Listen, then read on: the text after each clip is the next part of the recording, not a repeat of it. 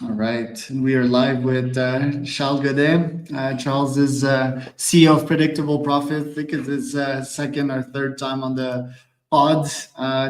Profits and predictable revenue geek, just like myself, just with way more experience and way more brains and connections and everything.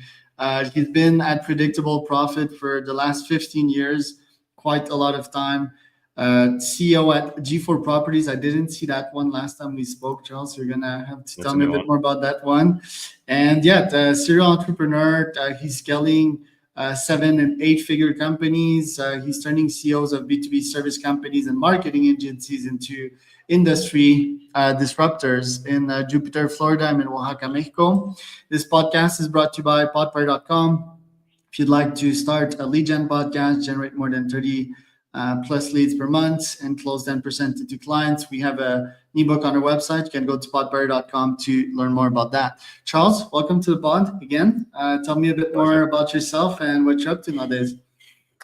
Oh man, let's see. For those, I guess, who are new, a little bit about me. Been an entrepreneur since the age of 4. Never had a traditional "quote unquote" real job. After graduating from college, I started a business nominated by Ernst & Young as being one of the nation's best seed stage companies. At 24, I created my first multi-million-dollar business, and from there, I just continued to build and grow companies until 2010, and that's when somebody offered to hire me to help them ultimately grow their business. We've taken several companies over the Inc. 5000 fastest growing companies list. Recently helped an agency go from 950,000 to 46 million within a 6-year period. And just with the work that we've done over the last several years, the International Business Times reached out, did a featured story on me, calling me the go-to business coach for 7 and 8 figure companies. Several weeks ago, Miami Wired did a report. They called me the number one CEO in Florida. And then 2 weeks ago, Digital Marketing News did a study on the top sales and marketing leaders in 2025. And I was humbled to be recognized as the number one sales and marketing thought leader in 2025 by them. I say I've been humbled, but the reality is I'm only a reflection of my team as CEO, and it's really what they've been able to do and help me. They make me look good. So I want to make sure that the credit gets spread appropriately, as it's deservingly so. Right. Why did you decide to specialize in service companies and marketing agencies precisely? Aren't these models not super scalable? So wonderful question. Historically, they are seen as not scalable, right? There's a lot of reasons why service-based companies aren't scalable. But the example that I gave you, how we took one company from 950,000 to 46 million in 6 years, that was an agency itself. That is traditionally not scalable. Let's face it, if you look at the testimonials and you see the stories, we've worked with companies all across the board, B2C, B2B, and so forth. But more recently, when I sat down with my team in California, we sat down and we said, what we know is we get our best results when we eat our own pudding. And we do the same stuff that we tell our clients to do. And all prior to that, our niche was 7 and 8 figure CEOs. But then we realized if we were to flip the script and we were going to put ourselves as coaching our own company, what would we do differently? And we would have told ourselves, we've got to niche down more specifically. So we did that. And that's why we niched down to agencies as of 2025, so that there's integrity between what we tell our clients to do and what we do ourselves. And it just helps everybody do that much better. I also target agencies. I've created probably 10 in the last decade as an entrepreneur. I love agencies as a model. I treat them as an experimental lab, to test my thesis about the market. And with that, I can start and niche out in SaaS type of companies or marketplaces or other business models that are not directly dependent on getting new high-ticket B2B clients. Do you think agencies should be sold one day, or should they be just kept as cash cows financing my wild experiments? So I love this question. Every business should ultimately be built to sell. And it's not because you want to necessarily sell the business, but when you're building a business to sell, there's a few elements that have to go in place in order to ensure that you have maximum valuation. So one of them would be the company can't be dependent on the CEO, right? Another one should be there needs to be some sort of unique IP. Now that's where it's interesting, because many agencies have a struggle trying to figure out, how do I define my unique IP? But there's got to be a reason why you're able to take people from where they're at there and deliver that result. And so there's a process of defining that unique IP that becomes solely owned by you. The other component of it is MRR. And so you want to have, if you want to get the highest multiple possible, a minimum of 60% of all your revenue should be either MRR or ARR, right? And, then there's, other elements. Those are sort of the big ones. So when you look at, should an agency sell, if you build it like you're building it to sell, you're creating a cash cow for yourselves. And in many cases, when our clients come to us and they say, should we sell? And we look back and we say, okay, if you still have a ton of upside and you see that ton of upside, I can understand maybe where you want to get out of the business. But if you're already putting $1 million a year in your pocket, for example, then why not maybe invest $250,000, hire a rock star CEO, put that person in place, let them grow it, and you just remain the visionary behind the scenes, because your return, both in the increase in the valuation of the business and the continuous increase in the money that you still get to pull out, will be better than just taking all this money and throwing it in the bank and doing something with it that way.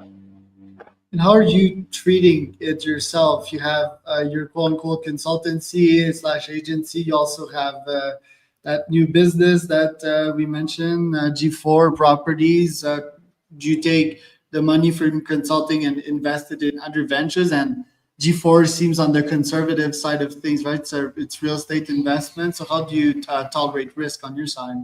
Yeah, so I have 3 businesses actually. So Predictable Profits is my primary business. That's my baby. G4 is a real estate portfolio, commercial real estate portfolio. So I own, a mill building, commercial office space, and retail spaces, and so that's more of like, that's kind of, dare I say, passive income, right? I mean, there's not much that I have to do over there, and I have a small team that manages everything, so it's great. And then as of the first week in April, this over here, this is coming out. As you can see, it's nice. Founders Fuel. Yeah. And so Founders Fuel was designed, ultimately it was a formula that was created for myself, given the number of different learning disabilities that I have to wrestle with on my own. It was designed for me to help enhance and support focus and all that other fun stuff. And I hired one of the top longevity experts out in Utah. And when he built it for me, when I tried it, I'm like, holy cow, this is a company, man. And so, we've decided we're going to formalize it. And in the first week in April, we'll have our first batch to go out to the public and do a small group of initial, beta testers, and we'll kind of go from there. So that's where we're going. Congrats on that one. That's quite cool and interesting to me, because my first business was Nootropic for founders and entrepreneurs. So then Oh, really? Yeah, you and I, we shared that. I remember first episode. We're both like biohackers, right? And obsessed with longevity. But it was a tough one. It was super hard. We were fueling on like Facebook ads and Insta ads back then. And some days we're in the green, some days we're in the red. What's your plan to make it profitable, to keep it in the green? And do you have like experience in B2C? Because aren't you like a B2B guy? I do most of my work in B2B, but I've also... But it's for founders, right? It's like B2B, so technically... Yeah, and I've done a lot of work in the B2C space. I mean, over the last 15 years, I've worked with hundreds and hundreds of different companies, right?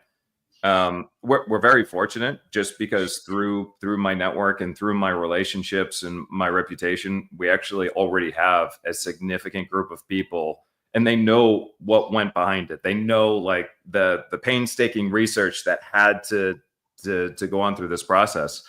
So we have a lot of people that are already very interested in getting started, and most of them already have big communities, and a lot of them, including one yesterday that has a huge community, has said, look, I want in, and I'm more than happy to share this with the group. So that's sort of like where we're going there. There's a lot of other strategic marketing that we're building into that process.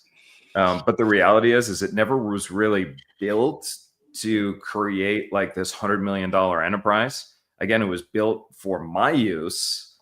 And then from there, we said, this is a company.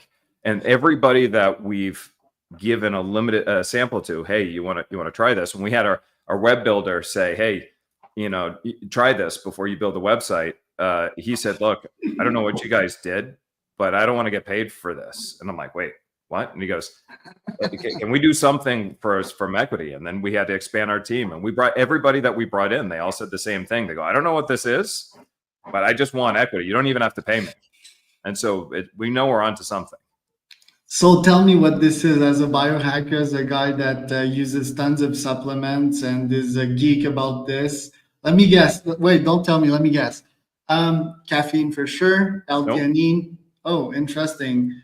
L-theanine, yes. L-theanine, yes. Okay. B6, B12. Nope. Bacopa monnieri. Ginseng. Nope. Ginkgo. Nope. Ketones.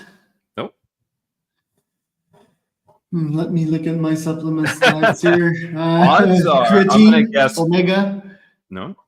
Interesting. Okay. Yeah. Tell me more. It was a lot that we had to do. Now the actual science, my partner can actually explain the actual science behind how everything had to work and whatnot. But there's 4 primary ingredients, and a lot of them, they work as a brake and a gas pedal, because founders and entrepreneurs are very different people, right? Yeah. And so the brake starts with kava. I'm sure you're familiar with kava, right? So the kava creates a sense of calmness. And when you're calm, especially as an entrepreneur, you tend to carry a lot of that stress right here. And so if you can, help to reduce that stress and that calmness, that also allows you to focus more. So that's the brake. The gas pedal would be what's known as kratom or kratom, depending on how you want to pronounce it. Never heard of that. And so that is an oil that's been used for a long time, extracted from different leaves out in Indonesia. And so that becomes the gas pedal, right? So there's like, I guess what you would call a microdose of that in order to bring that gas pedal that creates a lot more energy. And at the same time, kratom has these effects of helping to provide more focus as well. So you have the kava that gets the focus, you have the kratom that provides the focus. But then there's other parts that we have to build into the brain itself. The brain for neuroplasty and all this other crazy stuff that my partner would be able to explain a lot more. But that's the lion's mane and then the L-theanine. And so the interesting thing is it's not just the ingredients itself, because when we put the ingredients together itself, we got one effect, but then we ended up having to do this manufacturing process. That manufacturing process in and of itself is patented because it's very unique. By the way that the kava has to come in, and the filter that has to bring in only a certain amount of clavitones, the way that with the kratom that we have to separate the molecules and create some sort of like nano type molecules from the kratom and through the kava and the L-theanine. So we're really the only ones in the world that are able to produce this type of thing in this type of format and so forth. And so it was very interesting. Kratom. I've never researched that one. Apparently it's like coca. So I take coca teas on a daily basis here in Mexico. Yeah. It's illegal in US. You can't import coca teas because it's like cocaine if you want. I don't know anything about coca. We don't study that in the US. Well, it's similar to kratom. Apparently, I've just checked it out, and it's used for withdrawal symptoms. It's very interesting of opioid withdrawal symptoms. How did you? So did you discover kratom, or is that your partner? So my partner's been using it for decades. Okay. But that's the thing. So it is traditionally used by itself for those who want to do like withdraw from other stuff.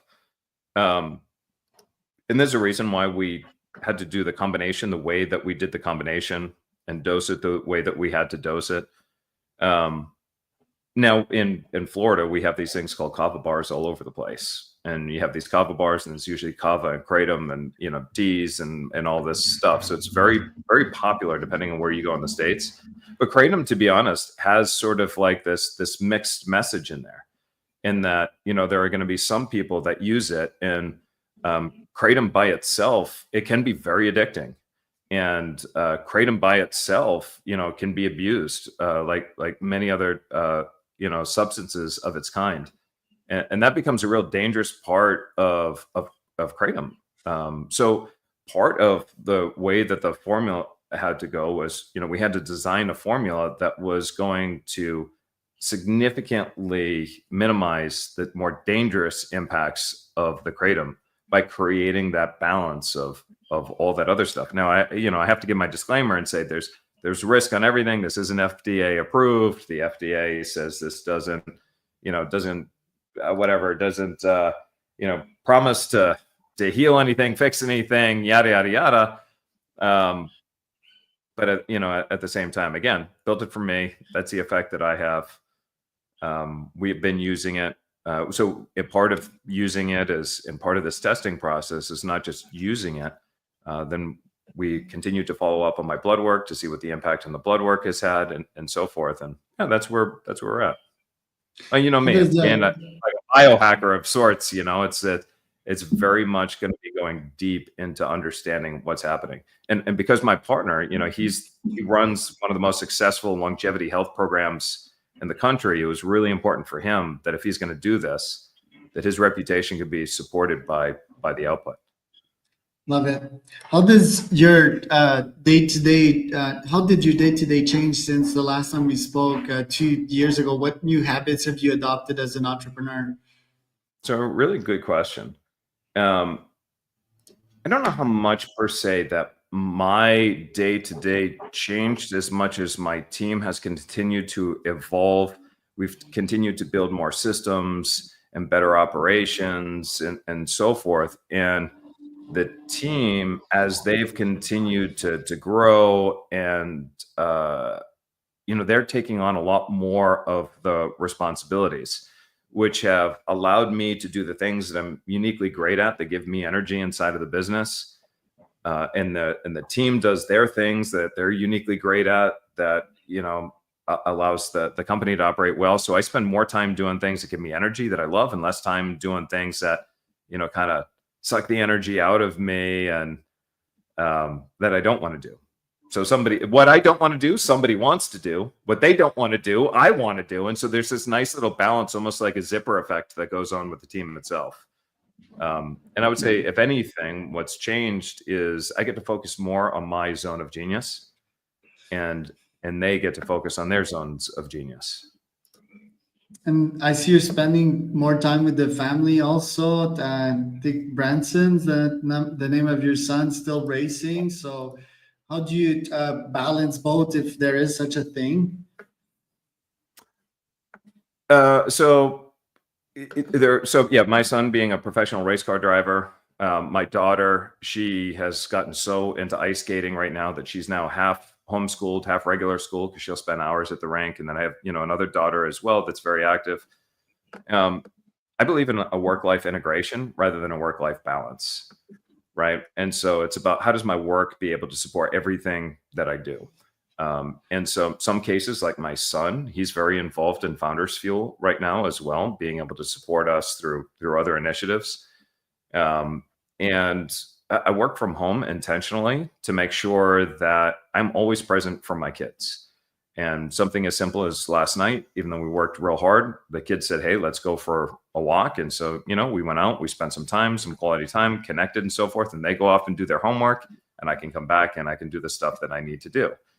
So family, my priorities go first. It's going to be health, right? So number one has to be health, because it has to be, because if I have a stomach bug, and everybody gets these stomach bugs, next thing you know, like, I can't enjoy my family or my success. So none of that actually matters. So I have to start with health and prioritize that, number one. Then number two is really going to be that of my family. So, family comes first, and that's something that we carry through with our entire team. Something goes on with the family, the rest of the team will take care of it. You go do what you got to do with the family, and that's how it is. And then the third priority is obviously going to be the business or the businesses and so forth, and build that out. And I say it's work-life integration. My wife is very involved in being able to support me, to allow me to do what I do.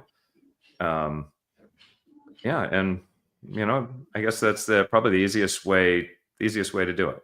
I don't feel like I work a lot of hours. If you were to follow me around, you'd be like, my God, that guy works all the time. But I don't feel like I actually work a lot, because it gives me that energy. Even if I didn't get paid for any of this stuff, and I would still be doing this stuff, because it's like, it's what I love. It's like, it just so happens that my hobby and my business kind of lines up. Like, I love learning about this stuff, Right. Yeah. Working with smart people is very rewarding and should be pursued, even if you can do it for free. One last question for you. The real estate business, quite predictable, right? Like from a profit side of things, but consultancy business, way less predictable. How do you make it predictable? And is there such a thing as constantly seeing clockwork profits day in, day out, like any month of the year in the agency space? Yeah, I would say actually all the businesses by itself could actually be very unpredictable. Even like the real estate business can be unpredictable, because a lot of times you're at the mercy of economic situations and so forth that, can fluctuate, and you got more vacancies and so forth. And, but all that being said, the predictability actually comes from just a process by itself. You see, there's two types of strategies. There's growth strategies, and then there's sustainable growth strategies. And most people, when they approach business, they focus only on the growth strategy in and of itself. But when you look at the data shows that 66% of all companies that make it on the Inc. 5000 fastest growing companies list within 5 to 8 years will be disadvantageously sold, go out of business, or shrink in size. And the reason why that happens is because it's growth at all costs. They build it on a house of cards, and then eventually, like, things come crumbling down. Most companies will build their business on the backs of hard work, word of mouth, and referrals. And that's sort of like what they do. And they push real hard. Or they get these funnels and strategies, and they're an individual funnel. Nothing actually connects one another to support one another. But when you look at marketing just in general, like, people will say, oh yeah, no, I do marketing. I had a conversation with a CEO who was doing $500 million a year. And he said, oh, I do marketing. And I said, well, you can't do marketing. And he says, what are you talking about? He goes, I do marketing. I said, that you saying you do marketing is about the equivalent of me saying, oh, I do doctoring. And he's like, what? I go, you can't actually do marketing. Nobody can do marketing. And I said, marketing is actually a function. When you understand the function of marketing and you break it up into its functions, where you can see is where you're strong and where you're weak. And when you build those functions so that each one of those functions is firing off at all cylinders, what happens is you end up, filling that pipeline and then creating those buyer-ready leads. And so when we look at the function of marketing in and of itself, the function is, how are you creating demand? So how are you creating demand? How effectively are you creating demand? When you look at the next function, it's capturing that demand. So you take anonymous, visitors and people who are going through this exploration and evaluation. Now they become identified as they're capturing demand. And then the last part is nurturing demand. Because prior to 2020, what you'll notice is that the big focus was all on conversion. Everything was conversion.